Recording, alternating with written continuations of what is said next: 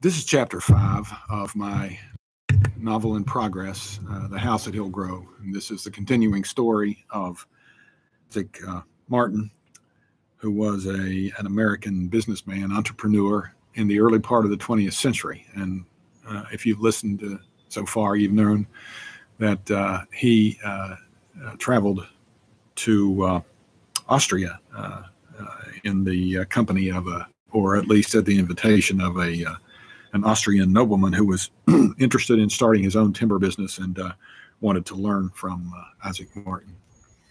And while he is there in Austria, in the prince's castle in the mountains in Austria, he meets Princess Rebecca and falls in love.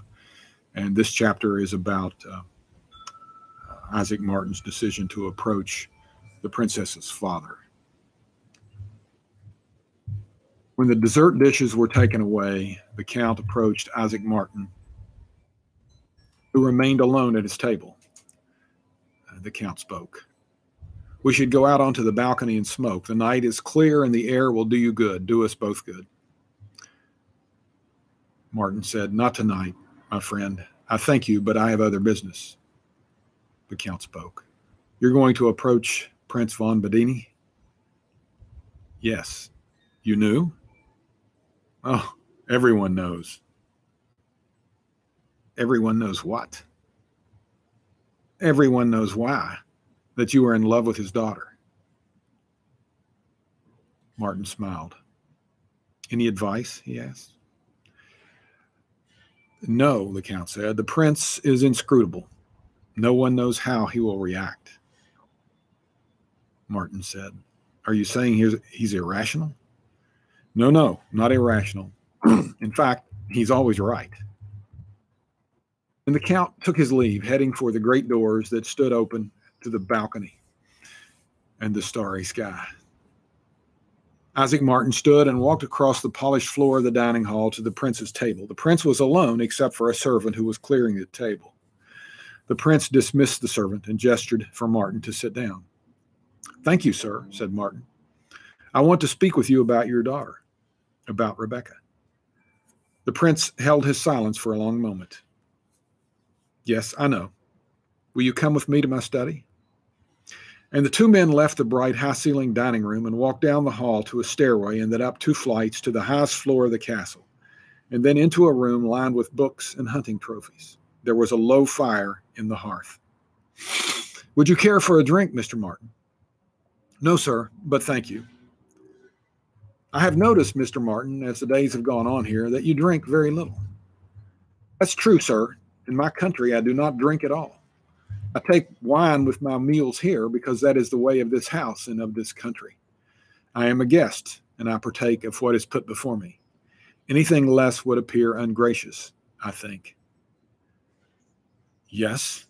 And where did you learn such manners?" "From the New Testament, sir." "Ah, eat what is set before thee?" "Yes, when you are a guest in another man's home." "And yet you do not drink at all otherwise. The Gospels do not demand this. Christ drank wine." "I believe that, sir, and all is well in his company. But I see so much damage around me caused, or at least accelerated, by drink. I feel that I am missing almost nothing by abstaining, and that I am gaining daily in attentiveness to life and to the opportunities around me. And I know that I have not been a cause to make my brother stumble." "Well," said the prince, "we have that in common then. I take none myself except for ceremony. But why are we here? You've asked to speak to me about Rebecca." "Yes, sir," said Martin. "I love your house and your country more than I could have imagined. And I am most grateful for your generous hospitality. It has been more of an education for me than all of my years at the best schools in my own country. And yet I am still a novice in this house. I don't know exactly what is proper, and I fear that what I have to say may be seen as the highest impertinence, and yet I must say it." "Ha," laughed the prince. "Or the very rocks will cry out?" "Yes, and I wish that they would. I wish the stones and trees would make my case for me." "Go on," said the prince. You've done yourself no harm so far. Make your case. Martin paused. I love your daughter. I am in love with your daughter. The priest responded. The prince responded. Those are two very different things, you know. I do know that, and both are true. I have been all my life in love with commerce. You know of my successes, and I don't offer them as proof of any virtue. I know that in the final analysis, my wealth is simply a blessing from God. I mention this now only to say that I have focused myself till now almost entirely on the world of business. I have been given the best of opportunities, and the prospects before me, and after that, the growing returns have kept me fascinated and immersed in this world. I have never given much thought to a family and have never been seriously enamored of any woman. Any other woman, I mean. I believe you, said the prince. I know of your successes. They are phenomenal and enough to keep a certain kind of man, the kind of man who might make a way in this wilderness, completely engaged. Go on.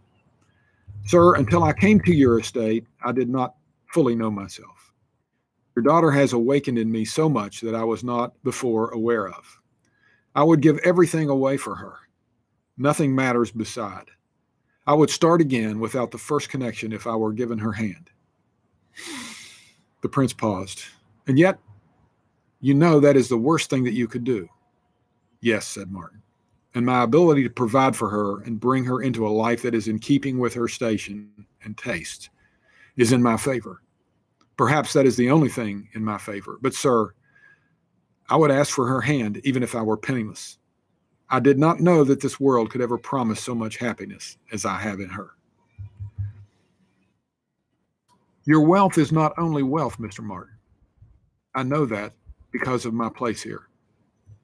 I am surrounded, she is surrounded by young men of great means, men who could, as you say, support her in the kind of life that she's meant for. But their wealth is inherited. It is evidence of nothing but their good luck in being born to the right parents, the right station, the right class. Your wealth is evidence of much, Mr. Martin. Hard work? Yes, of course.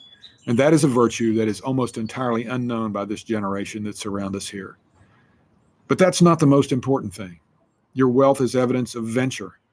You have stepped out and made your own way, used your own imagination of what could be. Such thinking, I suspect, is more common in your young and unstratified country. It is completely absent here. But what about the Count? Said Martin. Yes, your friend, your host. He has ventured, and he will succeed. But he is the exception that proves the rule here. There's no one else around like him. And he is Rebecca's cousin. He can be no husband to her. Tell me, Mr. Martin, do you wonder at our ways here, our pretty customs, and our ornate dress and architecture? Well, I'll admit, sir, that I was doubtful of it at first, but I think I have grown to appreciate your ways. Do you know what they're based on? Your long history, said Martin. Yes, but first and foremost, they are based on heaven.